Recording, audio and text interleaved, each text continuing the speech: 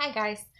Um, I just wanted to come on here for this word on the weekends, and it is so close to Christmas, you guys. So this video will be going up on Saturday, and Christmas Eve is tomorrow. Um, I know that we get involved in the hustle and bustle of the season, and we get involved in buying gifts and making sure everything is checked off our list. God knows I am the same way. I still haven't. Today I said is Thursday. Today is Thursday. Still have not gotten all of the things crossed off on my list. I still have a couple of things for Santa to get. I still have a couple of things for family. I just have little odds and ends of things that I really need to pick up. And so, with that being said, um, I know that it is so crazy and chaotic, and there's pressures because your kid wants this, and his friend gets this, and his friend's parents go all out for Christmas, and maybe you can't as much, and all of these kinds of things, and so much pressure. But I really just feel like we need to kind of go back down to an elementary level and have kind of a conversation that I have just had with Tristan recently over and over about Christmas and what it really means. If you are a Christian and you believe in the Christian faith, then you know that we believe that this is a holiday for Jesus's birth. Now, if you don't know this, just a little quick theology lesson. Scholars believe that Jesus was not born in December. He wasn't even born in the winter. Most likely it was more in the summer months, somewhere around June or July. I can't remember exactly what studies say that they think it is, but that's just based on a lot of different things, and based on the stars, and for the Star of Bethlehem, and based on when the census actually took place to even bring Joseph and Mary to Bethlehem. So I don't know if you guys know that, but Jesus probably was not, in fact, born in December. But this is when we as Christians celebrate his birth, and it is celebrated in the Christmas holiday. And so that's what it's really about. That's why I feel that it is okay to give gifts to all of these people, because it is about remembering the ultimate gift that was given to us through Jesus Christ and his birth. And I feel like all of these different kinds of things just remind me of things that we struggle with. I've seen a lot of different kind of sadness and issues going on. There's so many sicknesses going on this time of year. I have like 3 people that are close to me that are their parents just died, or their sister just died. It's very, very sad. So much sadness is happening, and I feel like, that the enemy is here to attack us no matter what kind of season it is, no matter what holiday it is or it isn't. But I feel like so many times with the hustle and bustle and everything, and that the chaos that's going on in our life, or sadness that's coming against us, sometimes that we forget that you can have joy in any kind of circumstance. And having joy is so important, especially during these holidays, to people around you, to your family and your children. It is so important to have that joy and to really show them what it's supposed to all be about. What is the reason behind the Christmas season?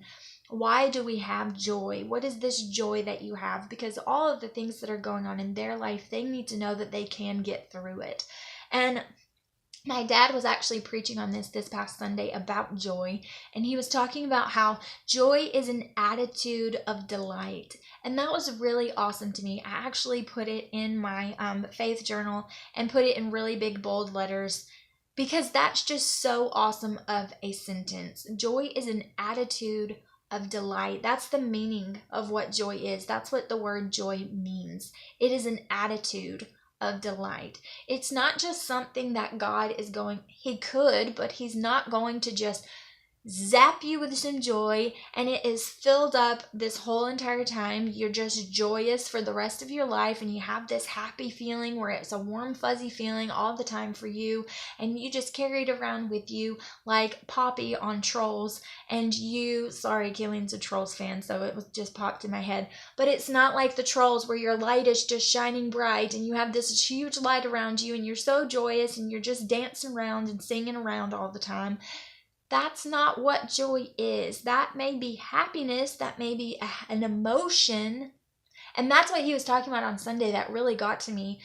Joy is not just an emotion. Happiness is an emotion, but joy is an attitude. It is living in the attitude that you are choosing to have joy. You are choosing to have that fruit of the Spirit, just like any other fruit of the Spirit that you have and you choose to hold on to.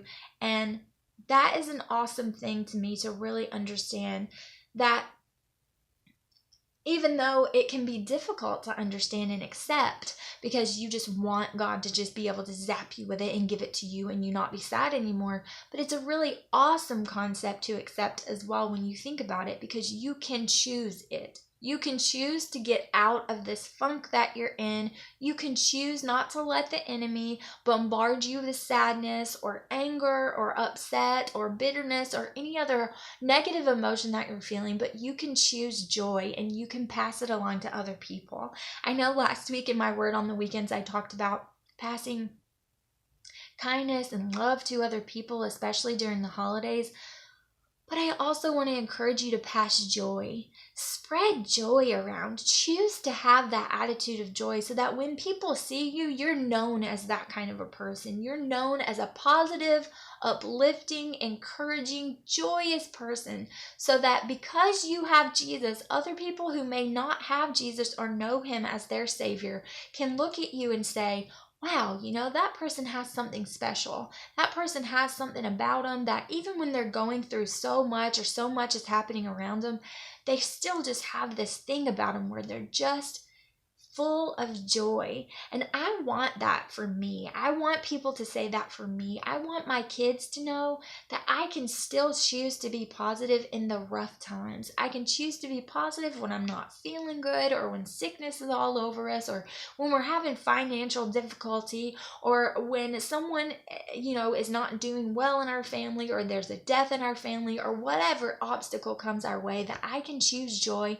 and I can have that joy for me and for them, so that it can rub off on them and they know that they can choose joy as well. So I just encourage you guys to have that for yourself and for your family, and know that you can choose joy, that this holiday season can be a joyous time for you, no matter what you're going through, no matter what's happening in your life, that you can choose joy. And when you choose to live in that joy, then he will begin to develop that fruit inside of you, and you can spread it to other people as well. So I hope that this helped you a little bit today, and I hope you guys have such a wonderful holiday with your family.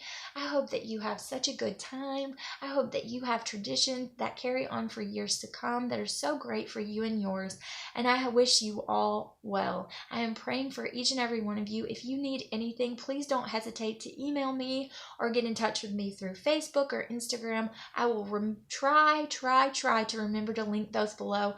If you have any questions or you want those links and I forget to post them, then just ask.